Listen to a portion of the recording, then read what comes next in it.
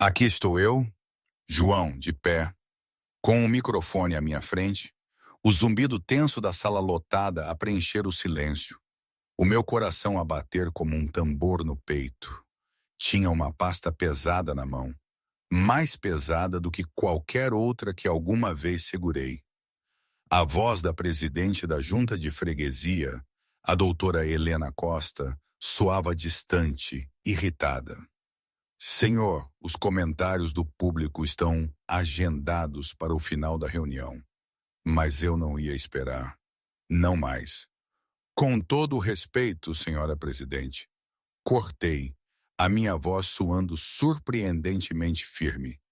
Não creio que isto possa esperar, e duvido que a senhora o queira. Murmúrios percorreram a multidão, mas os meus olhos estavam fixos na presidente e depois no diretor Daniel Matos, que estava sentado na segunda fila, pálido como a cal de Évora. Como é que chegamos aqui, a este ponto de não retorno, com 200 motards no parque de estacionamento e todos os holofotes do país apontados para uma pacata escola em Viseu? Tudo começou, se bem me lembro, no dia em que a minha Ana não parava de tremer. Era numa quarta, acho eu. Ou talvez terça. Aqueles dias estão todos numa nuvem cinzenta na minha memória. A minha miúda, a minha Ana, estava no chão da cantina da escola Upinhal, as mãos sujas e vermelhas de raspar comida espalhada pelos azulejos frios. Os olhos dela, aqueles olhos cor-de-mel da Sofia, a minha Sofia, estavam cheios de vergonha. Pedro do Povoa, um miúdo de 12 anos com um ar de quem já tinha praticado a crueldade, pairava sobre ela. A bandeja rosa dela estava partida contra a parede, um rio branco de leite escorria, um bagaço de pão de amendoim esborratava-se. Eu vinha para a surpreender. Tinha-lhe levado a sanduíche de queijo torrado preferida dela, aquela da roulotte da Estrada Nacional 17. A mala de papel castanho escorregou dos meus dedos. O meu corpo ficou rígido. Cada músculo gritava por violência. Porra, a minha filha! Mas então a Ana levantou os olhos. Não havia alívio, nem alegria por eu estar ali. Apenas vergonha. Pai, sussurrou a voz partida. Não fique zangado, por favor. O meu coração parou. O que é que ela tinha feito? Ele faz isto todos os dias, continuou Ana, mal audível. Voltou a pontapear a minha bandeja. A minha respiração ficou presa. De novo? A palavra atingiu-me como um murro no estômago. Virei-me para a dona Patrícia Matos, a supervisora da cantina, que assistia a tudo a 10 metros de distância, braços cruzados, sem fazer absolutamente nada. Ela descruzou os braços, a postura tensa, os olhos a desviarem-se para a saída. Oh, Sr. Cole, disse ela, a voz fina e ensaiada. Crianças são crianças. A Ana precisa de aprender a defender-se. A minha mandíbula apertou. Há quanto tempo isto acontece? Ela não respondeu. O silêncio dela disse tudo. Não gritei, não ameacei. Apenas caminhei devagar até a minha filha. Ajoelhei-me ao lado dela e comecei a ajudá-la a apanhar a comida. Está tudo bem, minha princesinha, murmurei, a minha voz firme, embora as minhas mãos tremessem. Estou aqui agora e isto nunca mais vai acontecer. A Ana olhou para mim com aqueles olhos demasiado velhos para uma miúda de 6 anos. Prometes? Senti um nó na garganta. Puxei-a para os meus braços e apertei-a contra o meu peito. Prometo. E eu sabia que aquela promessa teria de ser gigantesca. Aquele dia na cantina foi um ponto de viragem. Estávamos em Viseu há pouco mais de 1 ano, mas a minha cabeça ainda estava muito em Évora. Lá a vida era outra. Tinha uma casinha com uma porta vermelha, uma oficina de motos que cheirava a óleo e pele, e a Sofia, a minha Sofia. Aquele riso dela que parecia música e aqueles bolos de canela que fazia todos os domingos de manhã. E a Ana. A vida era simples, boa. Era o tipo de rotina que só valorizamos quando a perdemos. A Sofia, enfermeira durante 12 anos, tinha se cansado de ver tanto sangue e desgosto.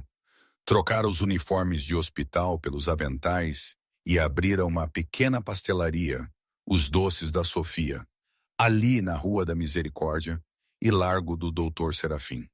O cheiro a cardamomo e açúcar mascavado flutuava pela rua. Os clientes vinham pelos seus quadrados de limão e ficavam pela sua doçura.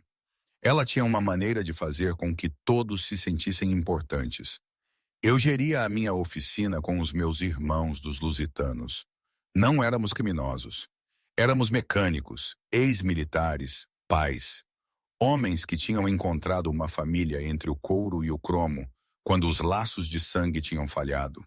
A Ana cresceu rodeada por estes homens. Chamavam-lhe princesa. Levantavam-na aos ombros nos churrascos. Ensinaram-lhe a dizer obrigada e sim, senhor, e a nunca deixar ninguém dizer-lhe que ela era menos que extraordinária.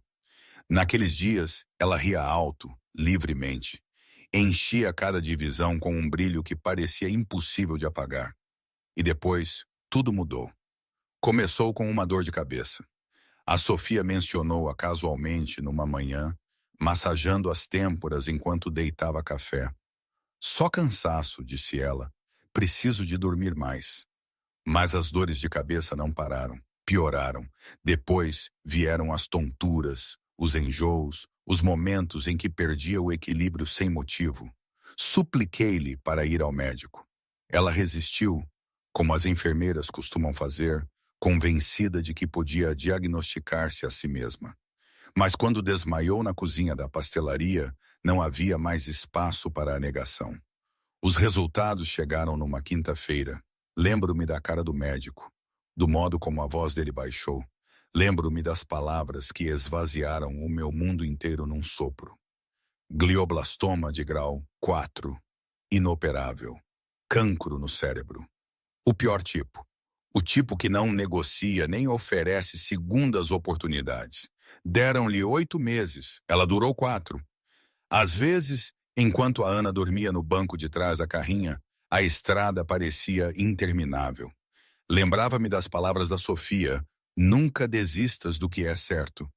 Ela dizia isso sobre a massa lêveda no forno ou sobre um diagnóstico difícil no hospital. Agora, para mim, significava algo muito maior. Perguntava-me se estaria à altura, se um homem como eu, que encontrava a sua paz no barulho dos motores e no calor da grelha de um diner, conseguiria ser a mãe, o pai, o mundo inteiro para a Ana. A dúvida pesava mais do que a bagagem na carrinha. Eu via os marcos da paisagem alentejana, depois as montanhas das beiras, a substituir as planícies secas de Évora, mas nada mudava a dor dentro de mim. O cheiro dela, o toque dela, a falta dela, era esmagador. Mas eu tinha uma promessa. Nas suas últimas semanas em casa, a Sofia fez da sala de estar o seu santuário.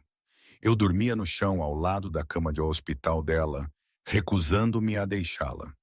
A Ana subia para o lado da mãe todas as manhãs, com cuidado para não perturbar os tubos, e lia livros de histórias em voz alta.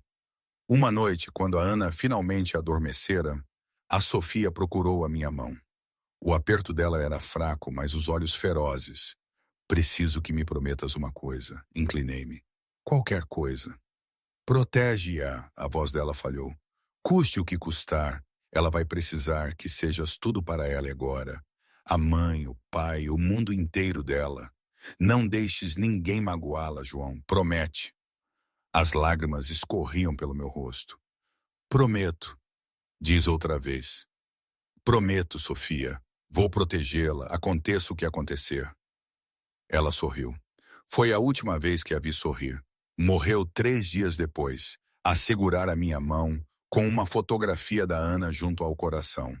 Depois do funeral, Évora tornou-se insuportável. Cada canto guardava uma memória. A pastelaria estava vazia, as janelas escuras. A casa ecoava com o silêncio. Não conseguia dormir no nosso quarto. Não conseguia olhar para a almofada dela sem desabar. Os meus irmãos do clube, os lusitanos, Viram a destruição nos meus olhos. Ofereceram-me uma saída. Vem para Viseu, disse o Marcos Antunes. O Marcos era o presidente do nosso clube. Um ex-fuzileiro com mãos como luvas de beisebol e um coração maior que Portugal. Temos trabalho para ti. Trabalho honesto. Entregas para um café. Nada complicado. Um novo começo. Hesitei. E a Ana, escola nova, cidade nova, ela só tem 5 anos. As crianças são resistentes, disse o Marcos. E ela precisa do pai vivo, não afogado em desgosto. Eu sabia que ele tinha razão. Empacotei as nossas vidas numa carrinha. Apertei a Ana no banco do passageiro. Dei uma última olhada na porta vermelha e depois segui para leste, em direção a um nascer do sol que rezei para que doesse um pouco menos. Viseu era para ser um novo começo. Por um tempo, quase funcionou. Encontrei um ritmo na cozinha do café, virando hambúrgueres e servindo café ao lado dos meus irmãos. A Ana começou o jardim de infância na escola O Pinhal e chegava a casa com pinturas a dedo e histórias sobre a nova professora. Mas a dor não desaparece, apenas muda de forma. Quando a Ana fez 6 anos, comecei a notar coisas. Parou de pedir para brincar com amigos. Beliscava o jantar em vez de comer. Andava com os ombros curvados para dentro, como se estivesse a tentar encolher-se. Apenas a ajustar-se, disse a mim mesmo. Leva tempo. Não tinha ideia de que a minha filha estava a travar uma guerra todos os dias. Uma guerra que ela acreditava ter de enfrentar sozinha. Não sou de falar muito sobre essas coisas, mas a verdade é que o Pedro do Povoa a viu logo na primeira semana da Ana na escola O Pinhal. A miúda nova, a calada, a que tinha um pai que andava de mota e vestia couro. O meu pai diz que os motards são criminosos, anunciou o Pedro à mesa do almoço no segundo dia da Ana. O teu pai provavelmente já esteve na prisão. É por isso que a tua mãe te deixou. A voz da Ana mal era um sussurro. A minha mãe não me deixou. Ela morreu. O Pedro riu. Bom, menos uma família de motards para nos preocuparmos. As outras crianças não riram. Olharam para o lado, desconfortáveis, mas demasiado assustadas com o Pedro para dizerem alguma coisa. A dona Patrícia Matos viu tudo. Viu o Pedro pontapear a bandeja da Ana. Viu-o empurrá-la contra os cacifos. Viu as lágrimas que a Ana tentava esconder. Ela não fez nada. Ah, estas crianças, pensava Patrícia, encolhendo os ombros quando uma outra professora perguntou sobre a situação. Tem de aprender a desenrascar-se. E o pai do Pedro, o Vitor, é tão generoso com a escola. Não vale a pena criar problemas. A outra professora franziu a testa. Essa menina está a ser atormentada. A voz da dona Patrícia endureceu. Essa menina precisa de ser mais dura. A vida não é justa. Quanto mais cedo ela aprender isso, melhor. A conversa terminou ali. Momentos antes da Ana ser humilhada na cantina, o telefone do diretor Daniel Matos tocou. Ele estava no seu gabinete, a rever os orçamentos, um sorriso nos lábios. Era o advogado de Vitor Povoa, o advogado Bernardo Soares. Doutor Daniel, a voz do Bernardo era gelada. Recebi informações de que a menina Ana Cole tentou novamente queixar-se do meu cliente, o Pedro Povoa. O diretor suspirou. Ah, sim, a Cole. Ela esteve aqui. Garanti-lhe que o Pedro Povoa vem de uma família muito respeitada e que estas coisas se resolvem com o tempo. O Bernardo bufou. Excelente. Lembre-se, doutor Daniel, a família Povoa não gosta de problemas. E as doações deles, bem, são consideráveis. Mantenha as águas calmas. O diretor Daniel assentiu, mesmo sem que o advogado o pudesse ver. Entendido. Tenho a situação sob controle. Ele sorriu. O cheque dos Povoa tinha acabado de ser depositado. Não tinha ideia de que em menos de 2 semanas, 200 motos se alinhariam em frente à sua escola. Não fazia ideia de que o pacato motard que tinha carregado a filha para fora da cantina estava prestes a tornar-se o seu pior pesadelo. Aquela noite, sentei-me na beira da cama da Ana. O quarto estava escuro, exceto pela luz suave da lua crescente que a Sofia tinha comprado. Preciso que me contes tudo, disse suavemente. O lábio inferior da Ana tremeu. Vais ficar zangado.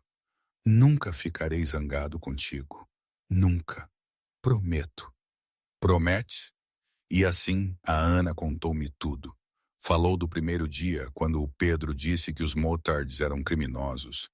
Falou das bandejas derrubadas, dos tropeções no corredor, das crueldades sussurradas. Falou de ter ido ao diretor Daniel, de lhe terem dito para ser mais simpática, de ter saído do gabinete dele a sentir-se mais sozinha do que nunca. Falou da dona Patrícia, que viu tudo e não fez nada. Falou das noites em que chorava na almofada, com saudades da mãe, a desejar que pudesse desaparecer. Ouvi sem interromper. A minha mandíbula estava tensa. As minhas mãos estavam fechadas em punhos, mas não explodi. Não saí a esbravejar. Quando ela terminou, puxei-a para os meus braços e segurei-a até que ela adormecesse. Depois fui para a cozinha, sentei-me à mesa e fitei a parede por um longo tempo. À meia-noite liguei para o Marcos Antunes. Preciso da tua ajuda. A voz do Marcos ficou imediatamente alerta. O que aconteceu? Contei-lhe tudo. O bullying, a negligência, o diretor que protegia o filho de um doador em vez de uma criança em luto. Quando terminei, houve um longo silêncio. Depois o Marcos falou: O que queres fazer? A minha resposta foi imediata. Quero justiça. Justiça real, não vingança. Quero expor cada pessoa que falhou com a minha filha e garantir que nunca mais aconteça a outro miúdo. O Marcos exalou lentamente. Essa é uma luta grande, irmão. Sei, pode ficar feio. Pessoas como a família Póvoa não desistem facilmente. Tem dinheiro, contactos, advogados. Não me importa. Outra pausa. Depois a voz do Marcos mudou, tornando-se mais dura, mais focada. Tudo bem, então. Vamos fazer isto, certo? Nada de punhos, nada de ameaças. Vamos enterrar estas pessoas na verdade. Vamos documentar tudo, reunir todas as testemunhas e arrastar todos os segredos para a luz. Senti algo a libertar-se no meu peito. Pela primeira vez desde a cantina, conseguia respirar. Quando começamos? A resposta do Marcos foi simples. Já começamos. Na manhã seguinte, levei a Ana à escola. Ela estava calada, os olhos fixos na janela, a ver as árvores passarem. Pai. Sim, querida. O que vais fazer? Ponderei a minha resposta cuidadosamente. Vou garantir que o que te aconteceu nunca aconteça a mais ninguém. Como? Contando a verdade, fazendo as pessoas ouvirem, recusando-me a deixar os maus vencerem. A Ana virou-se para me olhar. Os olhos dela ainda eram demasiado velhos, demasiado pesados, demasiado sábios. Mas algures no fundo deles via algo novo. Esperança. Vai resultar? Sorri. Vai, prometo. A Ana assentiu lentamente. Depois, estendeu a mão e pegou na minha. A mãe estaria orgulhosa de ti. Senti um nó na garganta. Não conseguia falar. Apenas segurei a mão dela e continuei a conduzir. O diretor Daniel Matos estava no seu gabinete a rever as projeções orçamentais. Aquele homem, ele era o epítome de tudo o que eu odiava. Cúmplice, cobarde, e a encolher-se sempre que a reputação dos Póvoa ou o dinheiro estivesse em jogo. Ele não fazia ideia de que em menos de 2 semanas, 200 motos se alinhariam em frente à sua escola. Não fazia ideia de que o pacato motard que tinha carregado a filha para fora da cantina estava prestes a tornar-se o seu pior pesadelo. Não fazia ideia de que o império de silêncio que ele tinha construído estava prestes a desmoronar-se. Tudo o que ele sabia naquela manhã confortável era que a doação da família Póvoa tinha acabado de ser depositada. Ele sorriu e bebeu o seu café. Eu não dormi naquela noite. Sentei-me à mesa da cozinha com um bloco de notas e uma caneta a escrever tudo o que a Ana me tinha contado. Nomes, datas, incidentes, o padrão de abuso que tinha passado despercebido durante meses. Às 6 da manhã, o meu telefone vibrou. Marcos Antunes. Estou lá fora. Vamos andar.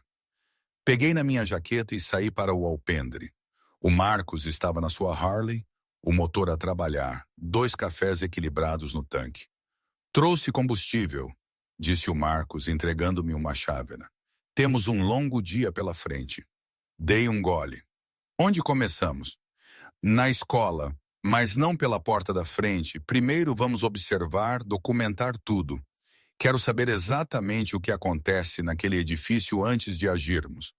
Fomos até a escola O Pinhal e estacionamos do outro lado da rua, atrás de uma fila de carvalhos. Durante 3 horas, observamos. Vimos o Pedro Povoa empurrar um rapaz mais pequeno contra a vedação durante o recreio. Vimos a dona Patrícia lançar um olhar, depois desviar o olhar. Vimos o diretor Daniel passar pelo incidente sem quebrar o passo. As minhas mãos apertaram o guiador até os nós dos dedos ficarem brancos. Calma, disse o Marcos. Não estamos aqui para reagir. Estamos aqui para gravar. Ele tirou o telefone e começou a gravar. A câmara capturou o Pedro a empurrar outra criança. Capturou a dona Patrícia a não fazer nada. Capturou a negligência sistemática que se tinha tornado rotina. Isto é só o recreio da manhã, disse o Marcos em voz baixa. Imagina o que acontece todos os dias, todas as semanas, todos os meses. A minha voz estava baixa e perigosa. Como os derrubamos? O Marcos guardou o telefone. Construímos um caso tão hermético que nenhum advogado, nenhum doador, nenhum político pode fazê-lo desaparecer. Encontramos todas as famílias que foram silenciadas. Reunimos todas as provas e depois vamos a público de uma forma que eles não podem ignorar. Quanto tempo vai demorar? 2 semanas, talvez menos, se trabalharmos depressa. Assenti. Então, vamos trabalhar depressa. Aquela tarde, fiz a minha primeira chamada. Rosa Martins atendeu ao 3º toque. A voz dela estava cansada, derrotada. Olá, dona Rosa. O meu nome é João Kohler. A minha filha Ana frequenta a escola O Pinhal. Percebi que o seu filho Miguel também teve alguns problemas lá. Silêncio depois mal audível. Quem lhe disse isso? Outro pai. Disseram que o Miguel foi alvo de bullying no ano passado. Disseram que o reportou ao diretor e nada aconteceu. A respiração da Rosa mudou. Mais rápida, mais superficial. Senhor Cole, não quero problemas. Tentamos lutar contra isto. Perdemos. Deixaram bem claro que devíamos ficar calados. Quem deixou claro? O diretor Daniel. Ele disse que se continuássemos a insistir, iria rever o registro disciplinar do Miguel. Ele disse que havia incidentes que poderiam ser interpretados de forma diferente. O meu filho foi a vítima, mas o Daniel ameaçou fazê-lo parecer o problema. Senti-me mal. Eles ameaçaram-na. Não tiveram de ameaçar diretamente. A mensagem foi clara.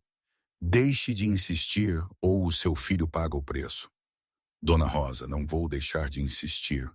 Vou expor tudo o que está a acontecer naquela escola, mas preciso da sua ajuda. Preciso que me diga o que aconteceu. Outro longo silêncio. Consegui ouvir a batalha interna da Rosa pelo telefone. Finalmente ela falou. O meu marido disse que não devíamos falar com ninguém. Ele disse, já perdemos uma vez. Não perdeu. Foi silenciada. Há uma diferença. A Rosa exalou lentamente. O que exatamente está a planear fazer?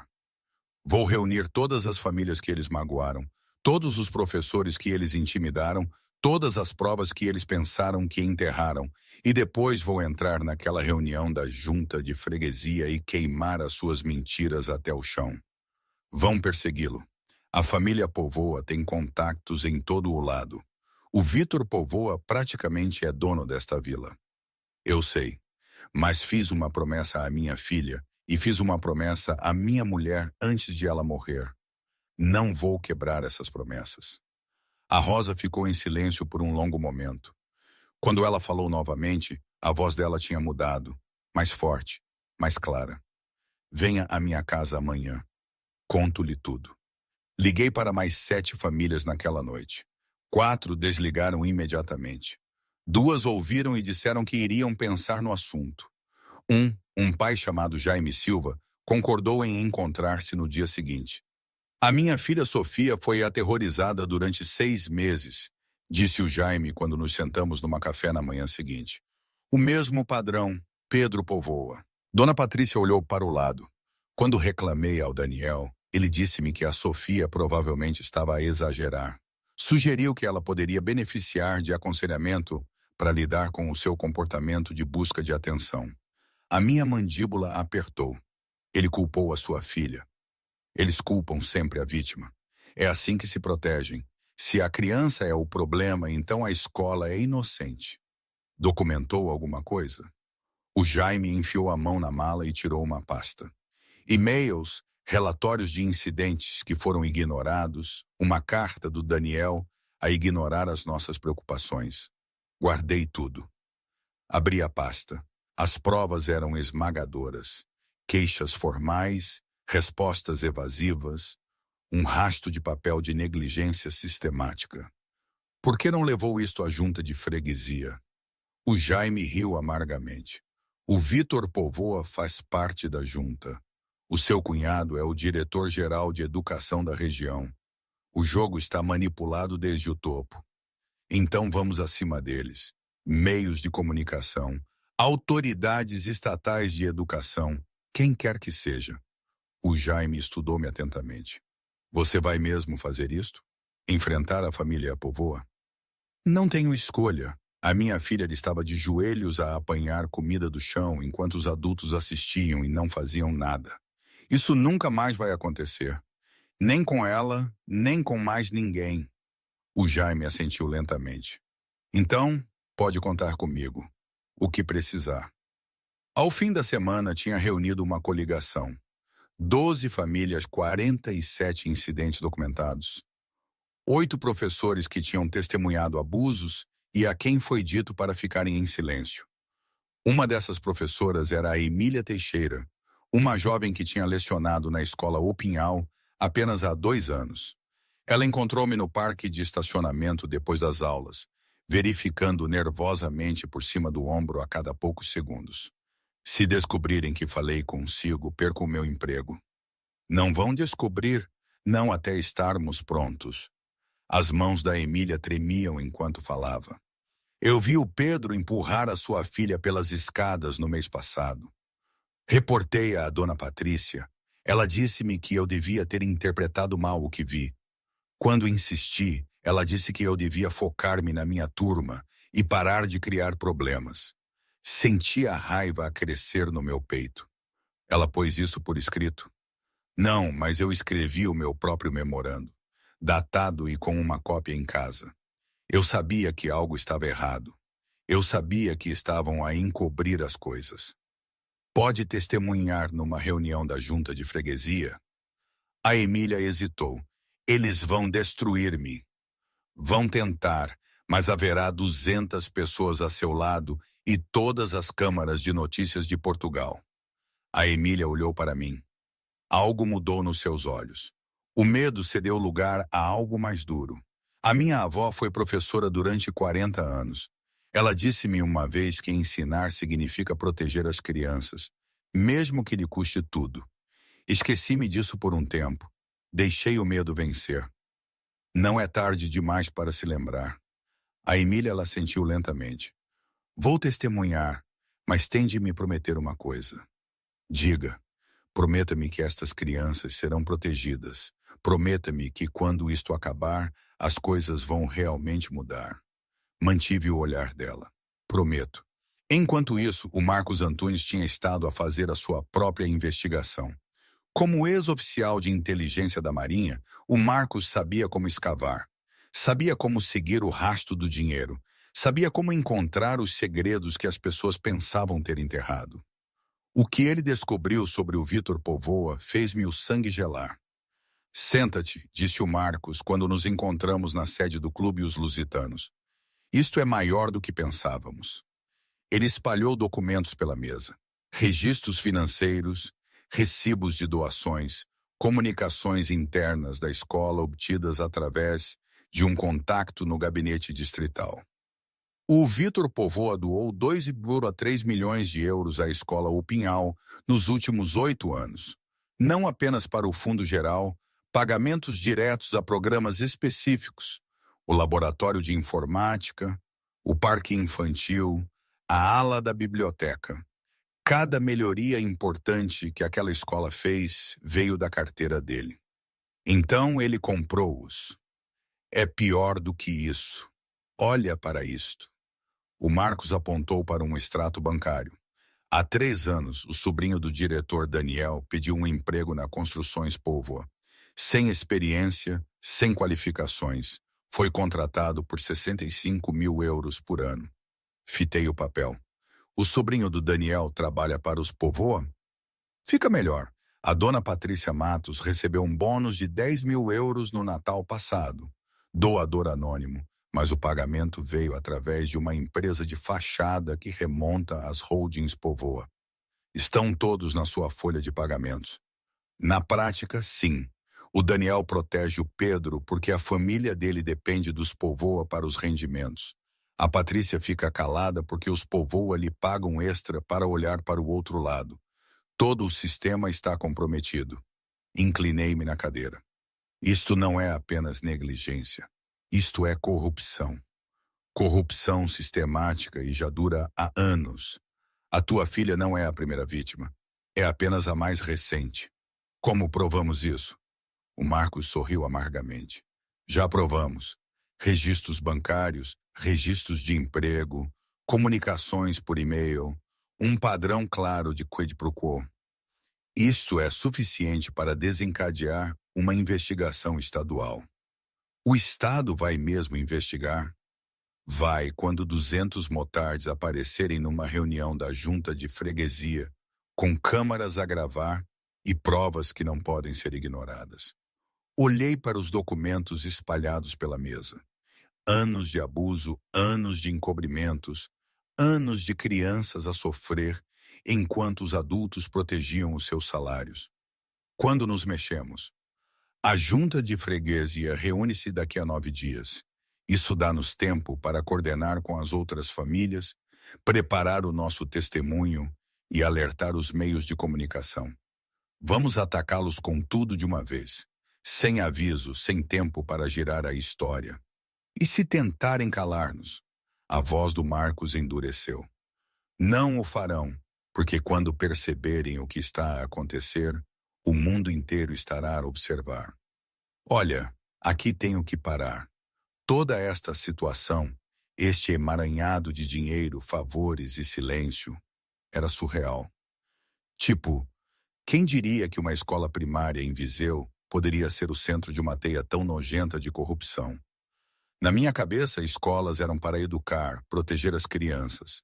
Mas não, aqui era um palco para jogos de poder, onde miúdos sofriam para que adultos pudessem encher os bolsos ou manter os seus status. Isto fez-me pensar, onde é que traçamos a linha? Quando é que o respeito por uma família importante se transforma em cumplicidade pura e dura? E as crianças, que culpa tinham elas de nascer num sítio onde a integridade valia menos que uma doação? Não sei. Fiquei a remoer nisto durante dias.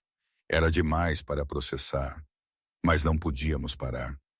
Voltando à história, naquela noite, aconcheguei a Ana na cama. Ela tinha estado mais calada do que o normal, sentindo que algo grande estava a acontecer. Não fazia perguntas, mas os olhos dela seguiam-me para todo o lado. Pai, vais lutar contra as pessoas más? Alisei o cabelo dela da testa. Vou contar a verdade sobre eles. Essa é a arma mais poderosa que existe. A verdade é mais forte que o dinheiro deles. Fiz uma pausa. Uma pergunta tão antiga de uma voz tão jovem. Sim, querida. No final, a verdade é sempre mais forte. Às vezes demora, às vezes dói antes de ajudar. Mas a verdade vence. A Ana ficou em silêncio por um momento. Depois, enfiou a mão debaixo da almofada e tirou uma fotografia. A fotografia da Sofia. Aquela que eu pensava ter perdido. Às vezes falo com a mãe, sussurrou a Ana. Conto-lhe sobre a escola, sobre o Pedro, sobre tudo. O meu coração partiu-se. Contas? Ela não responde, mas sinto que ela ouve. Isso é loucura? Não, querida. Não é loucura nenhuma. Contei-lhe que ias arranjar as coisas. Disse-lhe que eras corajoso, como ela sempre dizia. Não consegui falar. As lágrimas escorriam pelas minhas bochechas. A Ana estendeu a mão e tocou no meu rosto. Não chores, pai. A mãe disse que chorar está tudo bem. Ela disse que significa que amamos alguém tanto que dói. Puxei-a para os meus braços e abracei-a com força. Amo-te, Ana, mais do que tudo neste mundo. Eu sei. Também te amo, pai. Naquela noite, depois de a Ana adormecer, fiquei no quintal a olhar para as estrelas. Pensei na Sofia, na promessa que fiz, no longo caminho pela frente. Pensei em todas as famílias que tinham sido silenciadas, em todas as crianças que tinham sofrido, em todos os adultos que tinham escolhido o conforto em vez da coragem. E fiz a mim mesmo outra promessa. Desta vez, o silêncio não venceria. Na manhã seguinte, tudo mudou. Eu estava a abotoar a minha camisa quando o meu telefone tocou. O identificador de chamadas mostrava um número que não reconhecia. Senhor Cole, a voz era profissional, fria. Aqui é o advogado Bernardo Soares. Represento o Vitor Povoa. O senhor Povoa está ciente de certas atividades em que se tem envolvido recentemente. Atividades que poderiam ser caracterizadas como assédio e difamação. O meu aperto no telefone endureceu. Não sei do que está a falar. Acho que sabe exatamente do que estou a falar. Tem estado a contactar famílias, a recolher informações, a fazer acusações contra o filho do senhor Povoa e contra funcionários da escola Upinhal. Não são acusações, são fatos. Isso é uma questão de interpretação, Sr. Cole. A lei não vê com bons olhos indivíduos que se envolvem em campanhas para destruir a reputação de alguém com base em alegações infundadas. A minha filha foi forçada a comer do chão. Isso não é infundado. Foi o que testemunhei com os meus próprios olhos. Crianças têm conflitos, Sr. Cole. É lamentável, mas acontece. O que está a acontecer agora é que o senhor está a tentar usar um incidente menor de recreio para atacar uma família respeitada. Ri. Incidente de recreio. O filho do seu cliente tem aterrorizado crianças há anos. Professores foram subornados para olhar para o outro lado. O diretor tem protegido um valentão porque a sua família aceita dinheiro dos Povoa. Houve uma pausa do outro lado. Quando o Bernardo falou novamente, a voz dele era mais dura. Sr. Cole, vou ser muito direto consigo.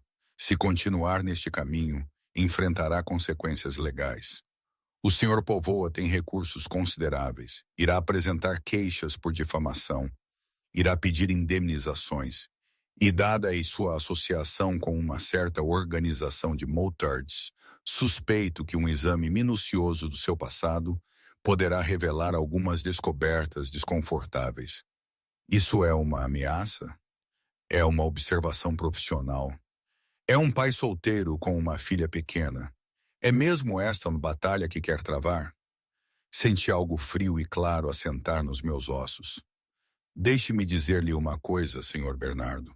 Assisti à morte da minha mulher há 14 meses. Segurei a mão dela enquanto ela dava o último suspiro. Antes de morrer, ela fez-me prometer proteger a nossa filha. Tenciono cumprir essa promessa. Sentimento admirável, mas o sentimento não o protegerá em tribunal. Não procuro proteção. Procuro justiça e vou obtê-la, quer o seu cliente goste ou não. Está a cometer um erro, Sr. Cole. Não, Sr. Bernardo. O Vitor Povoa cometeu o erro quando deixou o seu filho aterrorizar crianças e pagou a pessoas para encobrir.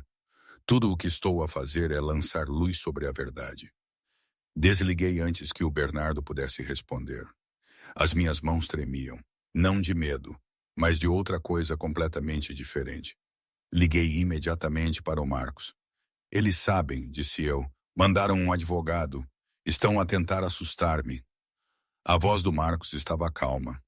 Bom, bom. Significa que estão preocupados. Se tivessem confiança, ignoravam-te. O fato de terem enviado o advogado significa que sabem que estamos a fazer algo real. Estão a tentar parar-nos antes que cheguemos demasiado longe. O que fazemos? Aceleramos o prazo. Esquece 9 dias, vamos em 6. E garantimos que cada movimento que fazemos é documentado, cada chamada gravada, cada ameaça preservada. Se querem jogar sujo, usaremos a sujidade deles contra eles. Achas que vão ceder? Não. Homens como o Vitor Povoa não cedem. Eles dobram a aposta. É por isso que temos de estar prontos para tudo. O que é tudo? O Marcos fez uma pausa. Tudo significa que eles podem tentar desacreditar-te. Podem investigar o teu passado, o teu clube, as tuas finanças. Podem tentar pressionar outras famílias a recuarem. Podem até tentar algo mais direto. Tipo o quê? Não sei ainda. Mas a partir de hoje não vais a lado nenhum sozinho. E a Ana não sai do teu campo de visão. O meu sangue gelou. Achas que eles iriam atrás da minha filha? Acho que homens desesperados fazem coisas desesperadas. E o Vitor Povoa construiu um império sobre segredos. Ele não vai deixar esse império cair sem lutar. Naquela tarde, fui buscar a Ana à escola mais cedo. Ela subiu para a carrinha, a mochila apertada contra o peito. Por que me vieste buscar, pai? Ainda não é hora. Só queria ver-te, querida. Está tudo bem? A Ana estudou o meu rosto com aqueles olhos sábios. Há algo errado. Forcei um sorriso. Não há nada de errado. Vai ficar tudo bem. Tu dizes sempre isso quando há algo errado. Não consegui te mentir-lhe, não depois de tudo o que tínhamos passado. Algumas pessoas estão a tentar impedir-nos de contar a verdade. São as mesmas pessoas que deixaram o Pedro magoar-te. Não querem que ninguém saiba o que fizeram. As pequenas mãos da Ana apertaram a mochila. Vão magoar-te? Não, querida. Ninguém me vai magoar. E ninguém te vai magoar. Prometo. Tu prometeste à mãe que me protegias. Sim. Vais quebrar essa promessa? Estendi a mão e peguei na dela. Nunca, nunca. Enquanto eu estiver vivo, estás segura. Isso não é apenas uma promessa, é um facto. A Ana assentiu lentamente. Depois disse algo que quase me partiu. A mãe também me protegia. Mesmo quando estava doente, mesmo quando lhe doía, ela nunca parava. Eu sei, querida. Ela era muito corajosa. A pessoa mais corajosa que conheci. A Ana olhou pela janela, a ver as árvores passarem. Quero ser corajosa como ela. Quero ajudar-te a lutar contra as pessoas más. A minha garganta ela apertou. Já és corajosa, Ana. A miúda de 6 anos mais corajosa do mundo. A sério? A sério. E quando isto acabar, todos vão saber. 3 dias antes da reunião da junta de freguesia, recebi uma visita. Eu estava lá a trabalhar na cozinha do café, quando o Marcos entrou com uma mulher que eu não reconheci. Tinha cerca de 50 anos, bem vestida, com olhos perspicazes que não perdiam nada. João, essa é a Patrícia. É repórter do Público. Tem estado a cobrir histórias de corrupção na educação há 15 anos. A Patrícia estendeu a mão. Senhor Cole, o Marcos contou-me a sua situação. Gostaria de saber mais. Sentamo-nos num canto, longe de ouvidos curiosos. Contei-lhe tudo. O bullying, os encobrimentos, as ameaças do advogado de Vitor Povoa. A Patrícia ouviu sem interromper, fazendo notas ocasionais. Quando terminei, recostou-se e estudou-me. Compreende o que tem pela frente. O Vitor Povoa passou décadas a construir influência nesta comunidade. Políticos devem-lhe favores. Empresários dependem dos seus contratos. Metade da junta de freguesia aceitou doações da sua fundação. Sei que se escrever esta história vai ficar feio. Vão atacá-lo pessoalmente. Vão tentar desacreditar tudo o que disser. Podem até vir atrás de mim. Está disposto a fazer isto mesmo assim? A Patrícia sorriu. Senhor Cole, esperei por uma história como esta durante toda a minha carreira. Uma história onde o pequeno luta contra um sistema corrupto e vence. Na maioria das vezes, o sistema vence. Na maioria das vezes, as pessoas desistem. Mas de vez em quando, alguém recusa-se a ceder. Não vou ceder. Percebo isso. Então, é isto que vamos fazer. Vou verificar todas as provas que tem. Vou entrevistar todas as famílias, todos os professores, todos os que estão dispostos a falar. E depois, na manhã da reunião da junta de freguesia, vou publicar a mais abrangente reportagem que este distrito alguma vez viu. Por que esperar até a reunião? Impacto máximo. Se eu publicar antes, terão tempo para preparar uma resposta, dar a sua versão da história, desacreditar as testemunhas. Mas se a história sair na mesma manhã do seu testemunho, serão apanhados de surpresa. Não conseguirão controlar a narrativa. Assenti. O que precisa de mim? Tudo. Cada documento, cada gravação, cada nome. E preciso que confie em mim. Acabei de conhecê-la. A Patrícia inclinou-se. Eu sei, mas faço isto há muito tempo. Já vi o que acontece quando as comunidades deixam a corrupção apodrecer. As crianças sofrem, as famílias desmoronam-se, as pessoas de bem perdem a fé. Esta história importa não só para a sua filha, mas para todas as crianças daquela escola. Olhei para o Marcos. O meu irmão assentiu ligeiramente. Ok, disse eu. Tem tudo o que temos. A Patrícia recolheu as suas notas e levantou-se. Estarei em contato.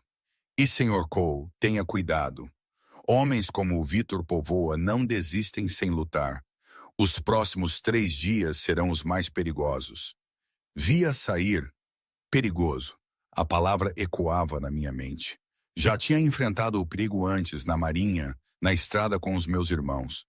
Nas noites escuras depois da Sofia morrer, quando o peso da dor quase me esmagou. Mas isto era diferente. Desta vez não estava a lutar apenas por mim. Estava a lutar pela Ana. Por cada criança a quem tinha sido dito para ficar em silêncio. Por cada pai que tinha sido ameaçado até a submissão. Por cada professor que tinha sido forçado a desviar o olhar. E eu ia vencer, custasse o que custasse. Naquela noite liguei a todas as famílias da nossa coligação. 3 dias, disse-lhes. 3 dias até mudarmos tudo. Estejam prontos, sejam corajosos, e aconteça o que acontecer, não recuem. Um a um eles prometeram. Rosa Martins, Jaime Silva, Emília Teixeira, uma dúzia de outros. Todos assustados, todos determinados, todos prontos para lutar. Desliguei o telefone e olhei para a fotografia da Sofia na lareira. Estamos quase lá, sussurrei. Estou a cumprir a minha promessa. Estou a protegê-la, tal como pediste. A fotografia não respondeu. Mas, algures no fundo do meu coração, senti algo quente. Algo que parecia esperança. Algo que parecia a Sofia ainda a olhar por nós, ainda a acreditar em mim. E no silêncio daquela noite beirã, com as estrelas a brilhar intensamente lá em cima e a batalha pela frente, fechei os olhos. Amanhã a verdadeira luta começaria. A manhã da reunião da junta de freguesia chegou com um telefonema que mudou tudo. Eu estava a abotoar a camisa quando o meu telefone tocou. O nome da Patrícia cintilou no ecrã. Está no ar, disse ela. A história acabou de ser publicada. Página principal do site do Público. Ao meio-dia, todos os meios de comunicação de Portugal estarão a divulgá-la. O meu coração batia forte. Quão grave é para eles? Devastador. Verifiquei tudo. Os pagamentos à dona Patrícia, o sobrinho do Daniel na folha de pagamentos dos Povoa, as queixas suprimidas, está tudo lá. E João, há mais algo. O quê? Mais 3 famílias vieram a público depois que comecei a investigar. Famílias que nunca denunciaram porque tinham demasiado medo. Uma delas tem uma gravação do diretor Daniel a dizer explicitamente a uma mãe que a queixa do filho dela desapareceria se ela parasse de insistir. Fechei os olhos. Ele disse mesmo isso em fita, claro como o dia. O Daniel está acabado. E quando o Vitor povoa perceber que a sua proteção se foi, ele vai entrar em pânico. Homens em pânico são homens perigosos. É por isso que precisa de ter cuidado hoje à noite, o Boyd. O país inteiro vai estar a ver. O povoa vai tentar algo, não sei o quê, mas não vai ceder em silêncio. Agradeci-lhe e desliguei. Entrei no quarto da Ana. Ela estava sentada na cama, já vestida, a segurar a fotografia da Sofia. Hoje é o dia, pai. Hoje é o dia, querida. Estás com medo? Ajoelhei-me ao lado dela. Um pouco. E tu? A Ana assentiu. Mas a mãe sempre disse que ser corajosa não significa que não tens medo. Significa que fazes a coisa certa mesmo quando estás com medo. Senti um nó na garganta. A tua mãe era a pessoa mais inteligente que conheci. Quero ir contigo hoje à noite. O pedido atingiu-me como um soco no peito. Ana, pode ficar feio. As pessoas podem dizer coisas más. Eu sei, mas também é a minha história. Quero que me vejam, quero que saibam que não sou invisível. Olhei para minha filha, com 6 anos, já mais corajosa do que a maioria dos adultos que conhecia. Ok, disse finalmente. Podes vir, mas ficas perto de mim, aconteça o que acontecer. A Ana assentiu solenemente. Prometo. Às 5 da tarde, o parque de estacionamento do Centro Comunitário de Viseu já estava a encher. Cheguei com o Marcos e encontrei a Rosa Martins à espera perto da entrada. Os olhos dela estavam vermelhos, como se não tivesse dormido. Já viste as notícias? Perguntou. Vi, está em todo o lado. O meu telefone não parou de tocar. Outros pais, professores, pessoas que nem conheço. Estão todos a perguntar se é verdade. É verdade. Cada palavra. A Rosa olhou para a multidão crescente. Achas que vai ser suficiente? Tem de ser. O Jaime Silva apareceu. A sua filha Sofia segurava a mão dele. Atrás dele vinha a Emília Teixeira, pálida, mas determinada. Depois mais famílias, uma a uma, reuniram-se.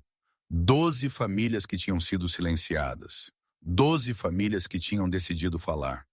E depois chegaram as motos. O som começou como um roncar distante, como um trovão a rolar pelas planícies. Ficou mais alto, mais perto, até que o próprio ar pareceu vibrar. Virei-me para ver. 200 os lusitanos entraram no parque de estacionamento em formação perfeita. Cromado a brilhar, motores a rugir, uma parede de couro e aço que se estendia até onde eu conseguia ver. Estacionaram em filas ordenadas e desmontaram em silêncio. Sem gritos, sem exibicionismo. Apenas 200 homens de coletes de cabedal por cima de fatos, caminhando calmamente em direção ao centro comunitário. O Marcos avançou para os cumprimentar. Irmãos, obrigado por terem vindo. Um motard mais velho, com uma barba grisalha e mãos envelhecidas, apertou o ombro do Marcos. Ligaste, respondemos. É isso que a família faz. Senti algo a inchar no meu peito. Orgulho, gratidão, o conhecimento esmagador de que não estava a lutar sozinho. A Ana puxou a minha mão. Pai, todos esses homens estão aqui por nós? Estão aqui por ti, querida. Estão aqui porque o que te aconteceu importa. A Ana olhou para o mar de motards. Os olhos dela arregalaram-se. Isso é muita gente que se importa. Mais do que sabes, querida. Mais do que sabes. Dentro do centro comunitário, os 5 membros da junta de freguesia sentaram-se atrás de uma longa mesa. Os rostos deles estavam tensos, controlados, mas consegui ver o medo por trás da superfície. Tinham visto as notícias. Sabiam o que vinha a seguir. A sala encheu-se rapidamente. Famílias, professores, repórteres, equipas de Câmara de Lisboa, Porto e Braga. O ar estava carregado de tensão. E na última fila, Vitor Povoa sentava-se com o seu advogado, o Bernardo Soares. O rosto dele era uma máscara de fúria controlada. A presidente Helena Costa pigarreou. Esta reunião vai começar. Temos vários itens na agenda de hoje, começando com... Senhora presidente, levantei-me. A minha voz cortou a sala como uma lâmina. Gostaria de me dirigir à junta. Os olhos da Helena estreitaram-se. Senhor, os comentários do público estão agendados para o final da reunião. Com todo o respeito, senhora presidente. Não creio que isto possa esperar, e não creio que a senhora o queira. Murmúrios percorreram a multidão. A Helena olhou para os outros membros da junta. Pareciam aterrorizados. Muito bem, disse ela com a voz tensa. Tem 5 minutos. Caminhei até o microfone. As minhas mãos estavam firmes. A minha voz estava clara. O meu nome é João Cole. Há 14 meses, a minha mulher Sofia morreu de cancro no cérebro. Antes de morrer, ela fez-me prometer uma coisa: proteger a nossa filha, custe o que custar. Fiz uma pausa, deixando as palavras assentar. Há 3 semanas entrei na cantina da escola O Pinhal para surpreender a minha filha com o almoço. O que encontrei, em vez disso, partiu algo dentro de mim. A minha voz baixou. A minha filha de 6 anos, Ana, estava de joelhos, a apanhar comida do chão, a tremer, enquanto um rapaz de 12 anos a observava a rir, e enquanto uma professora observava e não fazia nada. Vários suspiros ecoaram pela sala. As câmaras flasharam. Eu queria magoar alguém naquele dia. Queria agarrar aquele rapaz e dar-lhe uma lição que nunca esqueceria. Mas não o fiz porque a violência não consertaria o que estava quebrado. A violência não mudaria o sistema que permitiu que a minha filha sofresse em silêncio durante meses. Virei-me e olhei diretamente para o diretor Daniel Matos, que estava sentado na segunda fila. O rosto do Daniel tinha ficado cinzento. Primeiro tentei o caminho certo. A minha filha tentou o caminho certo. Ela foi ter com o diretor Daniel e contou-lhe o que estava a acontecer. Sabem o que ele disse? A minha voz endureceu. Ele disse que o Pedro Povoa vem de uma família respeitada. Disse que ela devia tentar ser mais simpática. Disse que tudo passaria. O Daniel mexeu-se no lugar. O suor escorria pela sua testa. Mas não passou, piorou. E quando outras famílias reclamaram, as suas queixas também desapareceram. Porque o Vitor Povoa tinha doado 2,3 milhões de euros a esta escola. Porque o sobrinho do diretor Daniel trabalha na Construções Povoa. Porque a dona Patrícia Matos recebeu 10 mil euros no Natal passado para olhar para o outro lado. A sala irrompeu. As pessoas gritaram. As equipas de câmara avançaram. Os membros da junta entreolharam-se em pânico. A Helena Costa bateu com o martelo. Ordem, ordem! Esperei que o barulho diminuísse. Depois continuei. Não estou aqui por vingança. Não estou aqui para ameaçar ninguém. Estou aqui porque 47 crianças foram alvo de bullying na escola O Pinhal nos últimos 5 anos. 47 queixas que foram ignoradas. 47 famílias que foram silenciadas. Gesticulei para a parte de trás da sala. E estou aqui com 200 homens que vieram de todo Portugal porque acreditam que as crianças importam mais do que as doações.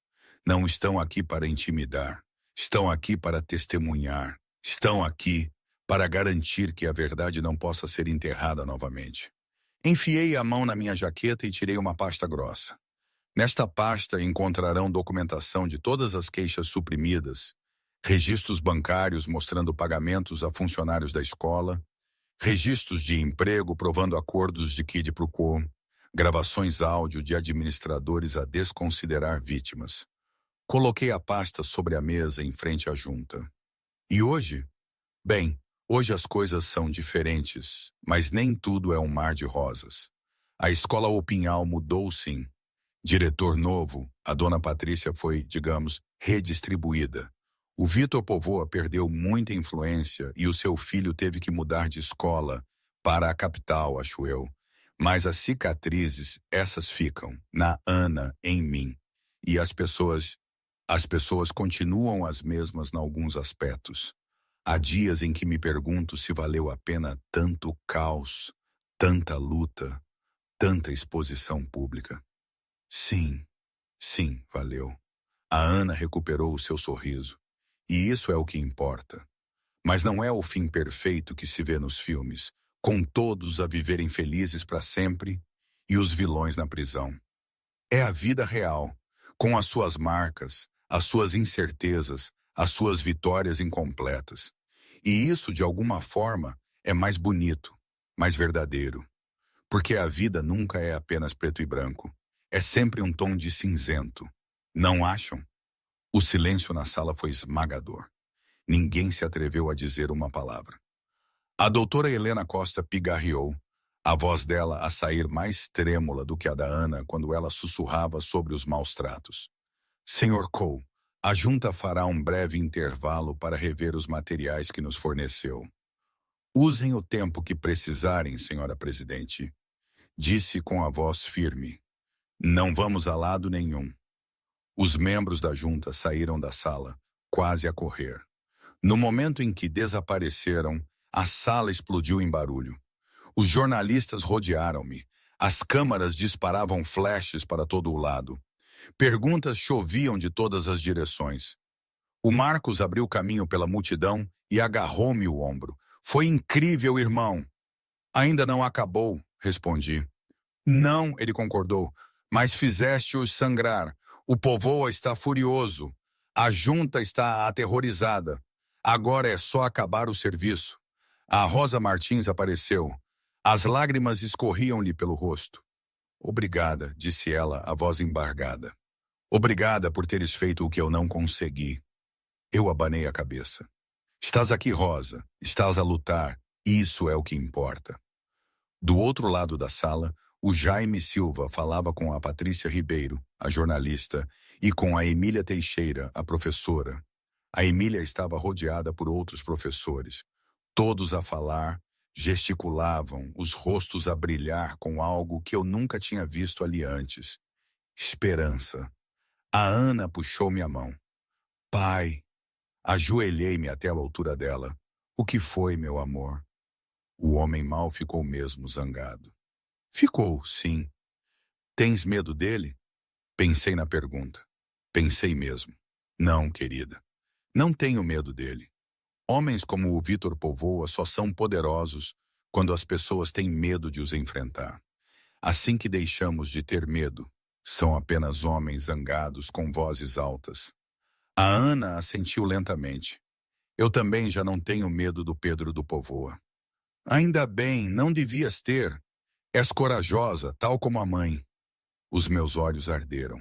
Tinha a certeza de que a Sofia estaria a sorrir em algum lado. A junta voltou ao fim de 40 minutos. Os seus rostos estavam pálidos, exaustos. Fossem lá o que tinham discutido à porta fechada, não tinha sido nada agradável. A Helena Costa voltou a sentar-se e agarrou no martelo como se fosse a única coisa que a mantinha de pé. A junta reviu os materiais fornecidos pelo Sr. Cole e cruzou-os com a reportagem do Público dessa manhã.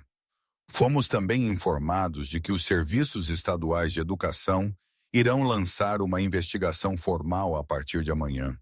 Ela fez uma pausa, a mandíbula tensa. Face a estes desenvolvimentos, a junta votou para tomar as seguintes ações imediatas. O diretor Daniel Matos é suspenso sem vencimento, pendente dos resultados da investigação estadual. Houve um burburinho de espanto na sala. O rosto do Daniel ficou branco como cera. A senhora Dona Patrícia Matos será colocada em licença administrativa, também pendente de investigação. A voz da Helena hesitou, mas ela continuou. Além disso, a junta vai encomendar uma revisão independente de todas as queixas de bullying apresentadas nos últimos 10 anos. Todas as queixas que foram indevidamente tratadas serão reabertas e tratadas. O Vitor Povoa levantou-se num salto. Isto é uma caça às bruxas. Estão a destruir carreiras baseadas na palavra de um motard e de uns pais insatisfeitos. A Helena virou-se para ele. Algo tinha mudado nos olhos dela. O medo ainda estava lá, mas por baixo, algo mais duro tinha emergido. Senhor Póvoa, as contribuições da sua família para este conselho têm sido significativas, mas temos uma responsabilidade para com as crianças desta comunidade. Essa responsabilidade não foi cumprida. Estas ações são necessárias e apropriadas. Vais arrepender-te disto, Helena. Prometo que vais arrepender-te. Talvez, mas ter-me-ia arrependido ainda mais de não fazer nada. O Póvoa agarrou na pasta e saiu furioso em direção à saída. O seu advogado seguiu, o telefone já no ouvido. Ao passar por mim, o Póvoa parou. Isto não acabou, sibilou. Arrancaste um inimigo hoje, um inimigo poderoso. Olhei para ele sem pestanejar. Já tive inimigos antes, senhor Póvoa, e continuo de pé. O rosto do Póvoa contorceu-se de raiva. Depois, ele desapareceu. A sala explodiu em energia. As famílias abraçavam-se, os professores choravam. Os motards, lá atrás, permaneciam em silêncio. A sua presença era um lembrete de que aquela vitória tinha sido um esforço comunitário. A Patrícia e a Emília apareceram ao meu lado. Como te sentes? Perguntou a Patrícia. Como o início de algo, não o fim, respondi. Tens razão. O Póvoa não vai parar de lutar. A investigação pode demorar meses. Haverá apelos, contra-acusações, batalhas legais. Eu sei, mas tu ganhaste hoje à noite, João. Mostraste a esta vila que uma pessoa, um pai, podia enfrentar a corrupção e vencer. Isso é o que importa. Não fui só eu, foram todos. As famílias, os professores, os meus irmãos. A Patrícia sorriu. É isso que o torna poderoso. Uma voz solitária pode ser silenciada, mas um coro, isso é outra coisa. Encontrei a Ana no meio da multidão. Estava sentada com a Sofia Silva, a filha do Jaime, as duas meninas a conversar baixinho. A Sofia ria de algo que a Ana tinha dito. Observei-as por um momento. Duas meninas que tinham sido atormentadas. Duas meninas a quem tinha sido dito que a sua dor não importava. Agora sentadas juntas, a sorrir, ligadas por algo que ia além das palavras. Isso valia tudo. Cada noite sem dormir, cada telefonema ameaçador, cada momento de dúvida. O Marcos apareceu ao meu lado, quase na hora de ir. Caminhei até a frente da sala e levantei a mão. A multidão acalmou-se. Quero agradecer a todos os que vieram hoje à noite. Às famílias que foram corajosas o suficiente para falar. Aos professores que arriscaram os seus empregos para dizer a verdade. Aos meus irmãos que vieram de todo Portugal para estarem conosco. Fiz uma pausa. Esta luta ainda não acabou. O Vítor Póvoa vai reagir. A investigação vai demorar tempo. Haverá contratempos e desafios que não podemos prever. Mas hoje à noite provamos algo importante. Provamos que a verdade importa, que as crianças importam, que uma comunidade unida pode superar qualquer quantia de dinheiro ou influência. Olhei para a Ana. Há 14 meses, prometi à minha mulher moribunda que protegeria a nossa filha. Hoje à noite, cumpri essa promessa, mas não o fiz sozinho. Nenhum de nós está sozinho. E enquanto nos lembrarmos disso, não podemos ser derrotados. A sala irrompeu em aplausos. Voltei para junto da Ana e peguei-a nos braços. Ela abraçou-me o pescoço e agarrou-se bem. Ganhamos, pai. Olhei para a multidão de famílias, professores e motards, para as câmaras que levariam aquela história por todo esse país, para os lugares vazios onde o Daniel e o Póvoa se tinham sentado. Ganhamos hoje à noite, meu amor. Ganhamos hoje à noite. Lá fora, o ar estava fresco e limpo.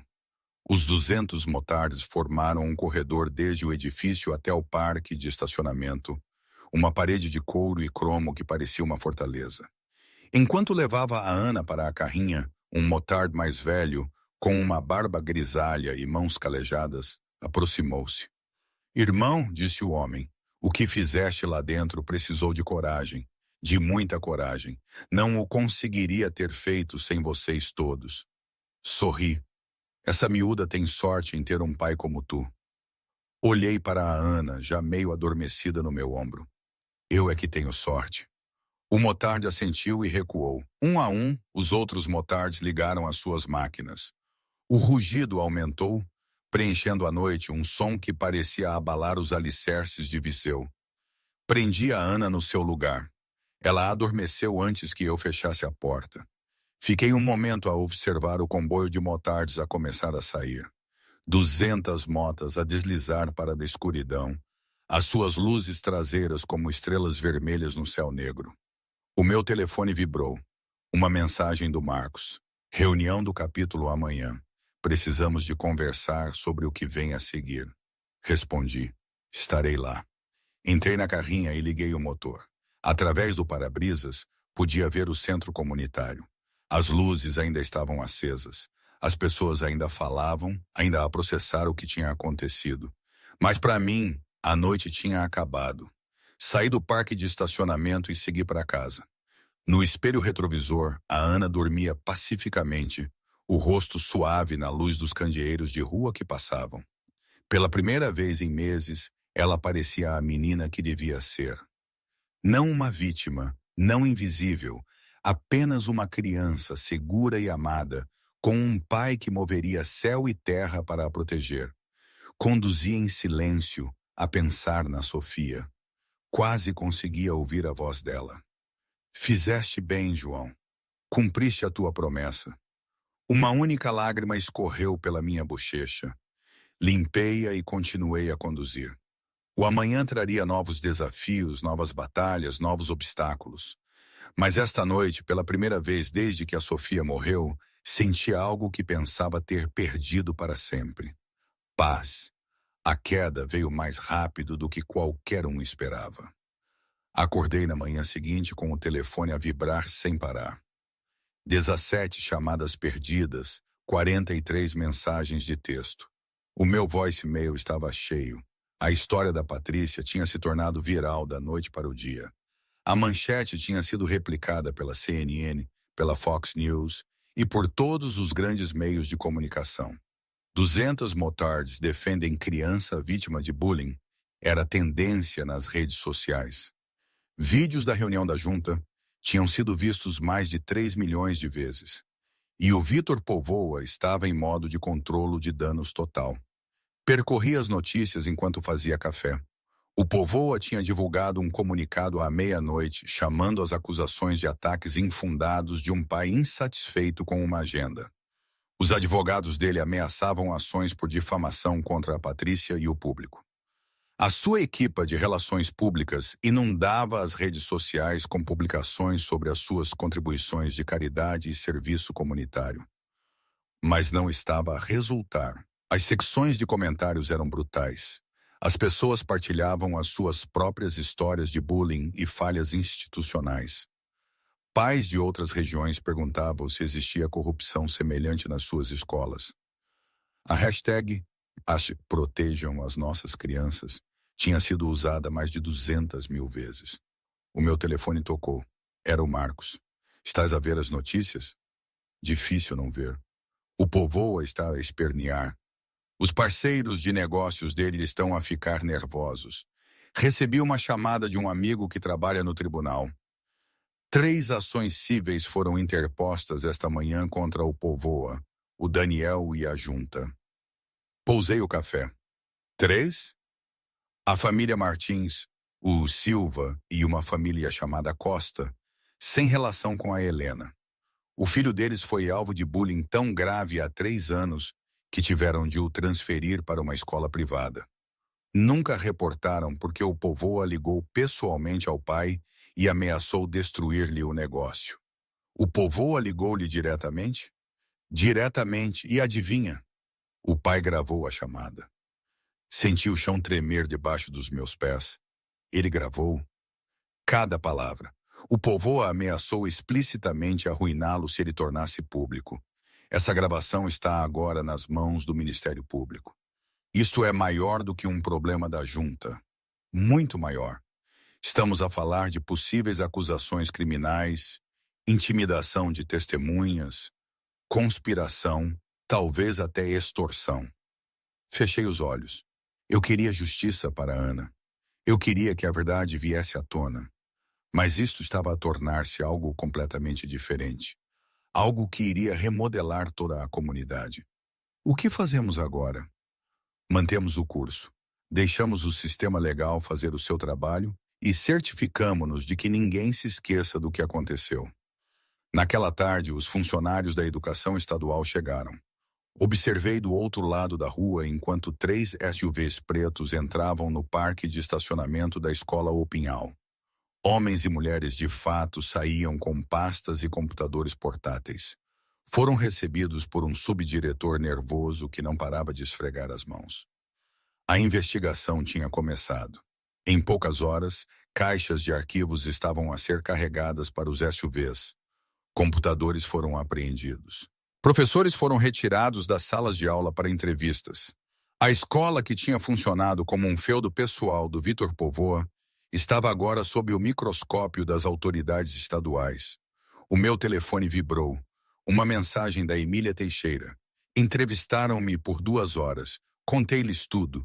Sinto que finalmente consigo respirar. Respondi. Fizeste a coisa certa. És mais corajosa do que sabes. Outra mensagem.